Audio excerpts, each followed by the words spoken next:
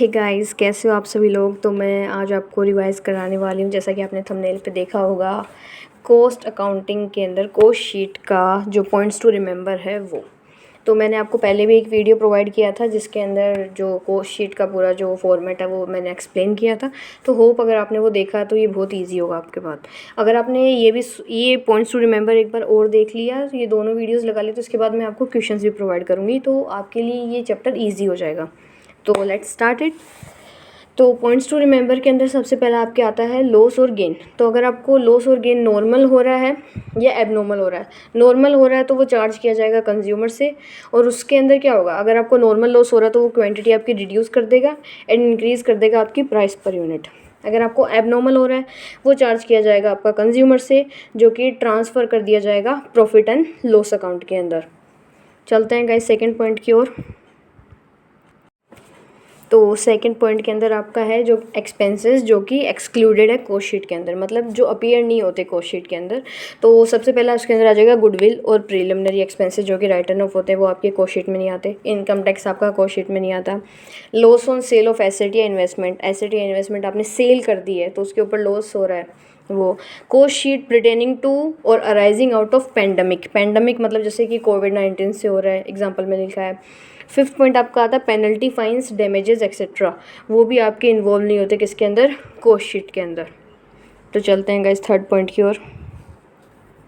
इसमें गाइस जो आपको पेनल्टीज़ और डैमेजेस वगैरह दे रखे हैं ना, वो कन्फ्यूजिंग के लिए दे रखे हैं, तो अगर कॉस्ट शीट में दे तो कन्फ्यूज़ मत होना, ठीक है।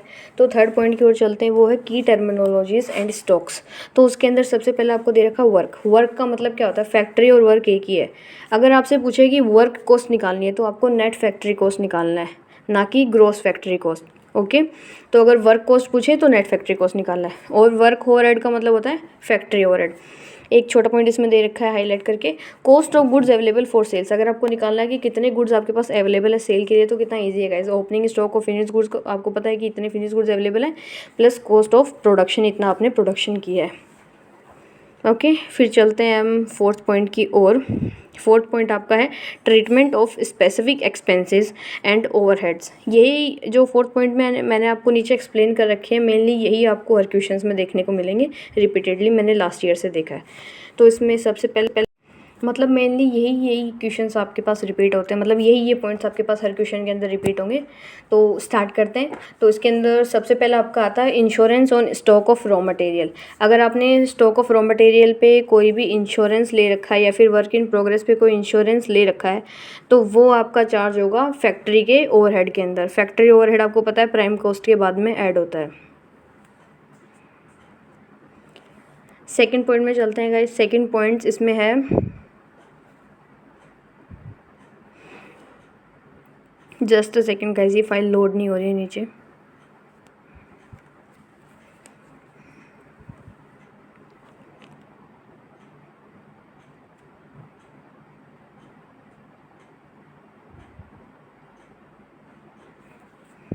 ओके, नाउ इट्स कमिंग, अब हो रही है लोड।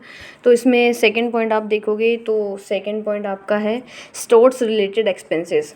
स्टोर्स रिलेटेड एक्सपेंसेस आपको पता है स्टोर कंज्यूम कैसे निकलता है, वही गाइस सेम फॉर्मूला, ओपनिंग इतना है, परचेज इतना क्या है, माइनस क्लोजिंग। तो स्टोर्स रिलेटेड अगर कुछ है तो वो आपका वो भी फैक्ट्री ओवरहेड में आ जाएगा, क्योंकि स्टोर्स कहाँ होते हैं, ऑफकोर्स फैक्ट्री ओवरहेड में होते हैं। तीसरा गाइज इसमें है वेयर हाउस और गोडाउन एक्सपेंसेस। अगर कोई वेयर हाउस या गोडाउन के एक्सपेंसेस हैं, तो वेयर हाउस क्यों लेते हो आप, अपने प्रोडक्ट्स को रखने के लिए, तो वो सेलिंग एंड डिस्ट्रीब्यूशन में ओवरहेड में आ जाएगा। फिर फोर्थ आपका आता है लॉस टूल्स और loose tools written off. Loose tools अगर राइटन ऑफ कर रहे हो तो वो फैक्ट्री ओवरहेड का है। फिफ्थ आपका आ जाएगा गाइज इसमें बैंक चार्जेस। तो बैंक चार्जेस भी आपके कहाँ जाएंगे, एडमिनिस्ट्रेशन ओवरहेड में जाएंगे। सिक्स्थ इसमें आ जाएगा सेल्समैन कमीशन। ऑफकोर्स सेल्समैन नाम आ रखा तो ये तो सेलिंग एंड डिस्ट्रीब्यूशन में जाएगा। सेवन्थ इसमें आ जाएगा कॉस्ट ऑफ सैम्पल्स। तो सैम्पल्स किसके, सैम्पल्स किस में जाते हैं, ऑफकोर्स आपके जो आपने सैम्पल प्रोड्यूस किए हैं सेलिंग एंड डिस्ट्रीब्यूशन में। और एट्थ इसमें आ जाएगा ऑडिट फी, जो कि एडमिनिस्ट्रेशन ओवरहेड में आ जाएगी। फिर आपके पास है जनरल एक्सपेंसेस। जनरल एक्सपेंसेस आपके एडमिनिस्ट्रेशन ओवरहेड में चार्ज होंगे। फिर काउंटिंग हाउस सैलरीज, वो भी एडमिनिस्ट्रेशन ओवरहेड में चार्ज होगी। Production planning expenses in office, तो एडमिनिस्ट्रेशन ओवरहेड में, याद रखना प्रोडक्शन से रिलेटेड है तो एडमिनिस्ट्रेशन ओवरहेड। प्रोडक्शन वाला कहाँ जाता है, नेट फैक्ट्री कॉस्ट के अंदर जो क्यू रैप है उसके अंदर आपका माइनस हो जाता है, ठीक है।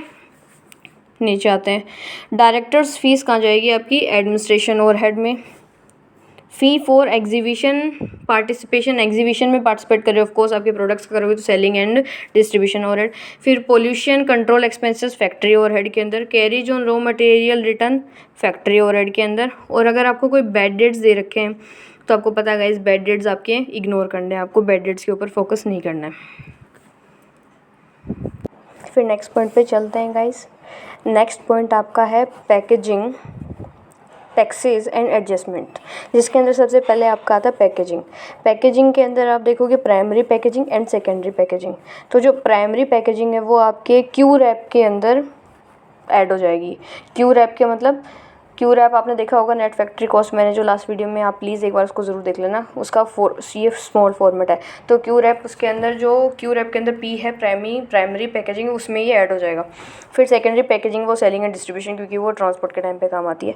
फिर आपको दे रखा गाइस जीएसटी आउटपुट आपको क्या है, जीएसटी आउटपुट आपका ऐड किया जाता है आफ्टर सेल्स वैल्यू। तो जीएसटी आउटपुट को आप इतना मत देखो, क्योंकि जीएसटी आउटपुट आज तक तो कभी एग्जाम में आया नहीं है और आगे भी चांसेस कम ही है, बट स्टिल मुझे तो वीडियो में कवर करना ही पड़ेगा। फिर हम जाते हैं 19 जीएसटी इनपुट। अगर आप जीएसटी इनपुट कर रहे हो और आईटीसी अवेलेबल है, इग्नोर करो। आईटीसी अवेलेबल नहीं है तो ऐड करो to the cost of item which it relates, कि जिस कॉस्ट ऑफ आइटम से रिलेट करता है उसी में इसको ऐड कर दो। फिर नीचे आता है कस्टम ड्यूटी। कस्टम ड्यूटी का भी आपका सेम होगा कि add to the cost of item to which it relates, उसी कॉस्ट ऑफ आइटम से इसको ऐड कर देना जिससे कस्टम ड्यूटी आपका रिलेट करता है। फिर चलते हैं गाइज अपन नेक्स्ट पॉइंट की तरफ। तो नेक्स्ट है अपना डिस्काउंट। तो डिस्काउंट एंड वेस्ट स्क्रैप। तो सबसे पहले देखेंगे डिस्काउंट। तो अगर आपका ट्रेड डिस्काउंट है तो ट्रेड डिस्काउंट को ऑलवेज आपको डिडक्ट करना है। दूसरा, अगर आपका कैश डिस्काउंट है, कैश डिस्काउंट को हमेशा हमें इग्नोर करना पड़ता है। सी थर्ड है अपना अदर डिस्काउंट और डिस्काउंट ऑन सेल्स। अगर सेल्स के ऊपर है तो वो कहाँ जाएगा, सेलिंग एंड डिस्ट्रीब्यूशन ओवरहेड्स के अंदर। मेनली इस क्वेश्चंस में क्या होता है कि अगर ओवरहेड्स मतलब पता चल जाता है, अगर सेल्स से रिलेटेड हो, ओवरहेड ऑफिस से रिलेटेड है तो एडमिनिस्ट्रेशन है, और फैक्ट्री ओवरहेड का कोई भी फैक्ट्री से रिलेटेड है तो मतलब मेनली उन ओवरहेड्स को अपन ईजिली क्लासीफाई कर लेते हैं क्वेश्चंस को पढ़ के। नेक्स्ट पॉइंट है आपका स्क्रैप। तो स्क्रैप के अंदर हमने क्या देखा था, अगर आपको रिसीवेबल मतलब रिसीव हो रहा है स्क्रैप को बेच के कुछ, तो रिलेटेड टू रॉ मटेरियल है तो रॉ मटेरियल वाले में आरएमसी में डिडक्ट हो जाएगा, या फिर दूसरा अराइजेज ड्यूरिंग प्रोडक्शन है तो क्यू रैप में जो सी है उसमें से माइनस हो जाएगा। और एक और है scrap for which disposable cost is be incurred. अगर डिस्पोजेबल इनकम कुछ इनकर्ड हो रही है तो वो आपकी ऐड टू फैक्ट्री ओवरहेड में जाएगी, क्योंकि उसके लिए आपको कुछ खर्चा देना पड़ रहा है। नेक्स्ट पॉइंट है डिफेक्टिव्स। तो डिफेक्टिव्स में कुछ नहीं है, 2 पॉइंट है। अगर आप डिफेक्टिव को सोल्ड कर रहे हो डिस्काउंट तो वो डिडक्टेड हो जाएगा आपका नेट फैक्ट्री कॉस्ट में, क्यू रैप सी में से माइनस हो जाएगा, लास्ट का जो सी है उसमें लेस। और एक है आपका goods are rectified by incurring rectification cost. अगर गुड्स रेक्टिफाई हो रहे हैं उसमें रेक्टिफिकेशन कॉस्ट आ रही है तो वो आपका फैक्ट्री ओवरहेड का खर्चा है। तो चलते हैं अब नेक्स्ट पॉइंट पे। तो नेक्स्ट पॉइंट अपना administration overheads and conversion cost.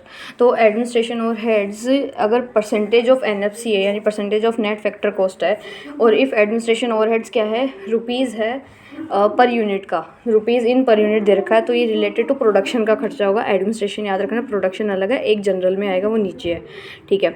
और दूसरा कन्वर्जन कॉस्ट में क्या है, कन्वर्जन कॉस्ट क्या है, इस क्वेश्चंस के अंदर आपको बहुत ज़्यादा निकालने के लिए देंगे। तो कन्वर्जन कॉस्ट का फॉर्मूला होता है direct labour plus direct expenses plus factory overhead. तो याद रखना guys, direct labour plus direct expenses plus factory overhead. चलते हैं अब नेक्स्ट पॉइंट की ओर। नेक्स्ट पॉइंट है आपका valuation of stock formulas. Valuation of stock formulas 2 निकलते हैं, एक तो calculation of stock of raw material, एक निकलता है closing stock of raw material, और एक निकलता है closing stock of finish goods. तो सबसे पहला फीफो मेथड से हम देखेंगे closing stock of raw material. तो उसका फॉर्मूला होता है जितना रॉ मटेरियल आपने परचेज़ किया है डिवाइड बाय जितना रॉ मटेरियल परचेज़ की आपकी क्वांटिटी है इनटू में closing stock of raw material units. Weighted average में कुछ नहीं है, बस ओपनिंग का ऐड कर देना है।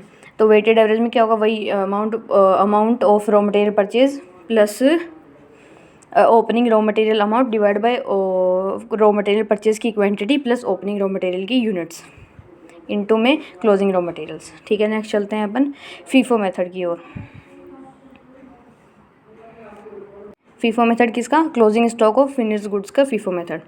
तो क्लोजिंग स्टॉक के फीफो मेथड के अंदर हम देखते हैं कि जो वैल्यू दे रखी है, वैल्यू कैसे निकलेगी, कॉस्ट ऑफ प्रोडक्शंस अपॉन में यूनिट प्रोड्यूस्ड इनटू में closing stock of finished goods. तो जो इसमें इसका एक मैंने वो बना रखा फॉर्मूला, वो क्या होता है कि जैसे कि प्रकोप आ गया है यूपी के अंदर, तो कॉस्ट ऑफ प्रोडक्शन अपॉन में यूनिट प्रोड्यूस इनटू में closing stock of finish goods. ये closing stock of finish goods के अंदर वेटेड एवरेज वाले में इतना कुछ है नहीं, बस आपको इसमें ओपनिंग ऐड करना है। जैसे कि कॉस्ट ऑफ प्रोडक्शन अपॉन में यूनिट प्रोड्यूस, वही ओपनिंग आ जाएगा कॉस्ट ऑफ प्रोडक्शन का और फिनिश गुड्स का, और क्लोजिंग नीचे उसकी यूनिट्स आ जाएंगी इनटू में closing stock of finish goods, जो कि क्वेश्चन में स्पेसिफाई होगा। आगे चलते हैं। 8th पॉइंट अपना है, दे रखा है इसके अंदर unit balance verification and special rules. तो इस स्पेशल रूल में सबसे पहला देखोगे कि रॉ मटेरियल की यूनिट्स कैसे निकालनी है। तो रॉ मटेरियल की यूनिट्स गाइस बहुत इजी है। जैसे कि रॉ मटेरियल कंज्यूम यूनिट निकालनी है तो ओपनिंग यूनिट्स कर दो plus purchases minus closing, simple formula. Finish goods की निकालनी है तो फिनिश गुड्स की sold units plus is equal to निकालोगे आप करके ओपनिंग प्लस वही प्रोड्यूस्ड और फिर minus closing.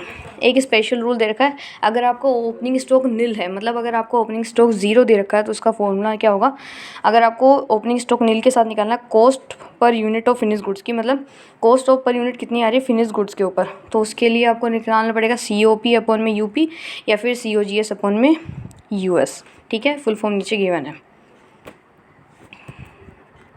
Hope guys you all like this session. अगर आपको ये सेशन पसंद आया हो तो लाइक करें, शेयर करें एंड सब्सक्राइब करें, और मुझे कमेंट्स में ज़रूर बताना अगर ये सेशन पसंद आया तो मैं इसके इंपॉर्टेंट क्वेश्चंस भी आपको ज़रूर करवाऊँ।